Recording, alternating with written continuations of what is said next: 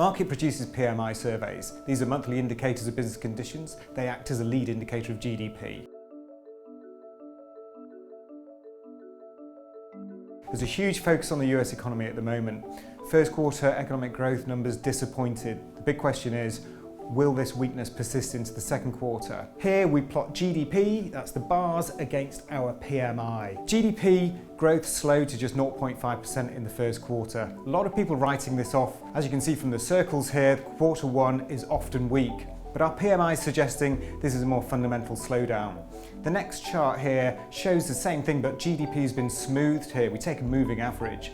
As you can see, both GDP and the PMI have come down in sync. Now, this suggests that the economy has faced a more fundamental slowing in the first quarter. But look at that PMI line, it's crept up. What's driving that? It's the service sector. The service sector saw an acceleration of growth into April. So some tentative good news there. But on the other hand, manufacturing, that's facing its weakest period since the height of the global financial crisis. So what does this mean? It means that in April, you're probably seeing GDP growth of just around 1% annualized. So still very weak.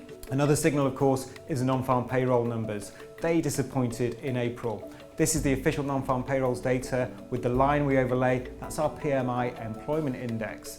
Now, just like the output index of our PMI acts as a good indicator of GDP, the employment index acts as a fairly good indicator of non-farm payrolls. In fact, we got the April slowdown to 160,000 absolutely bang on with the model that we use from our employment index. What's going on here?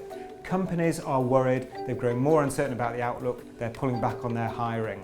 So it looks like initially you've got some weakness creeping through into the second quarter. Will this persist into May? The first sign you'll get from that is our flash PMIs that are published on the 23rd and the 25th of May.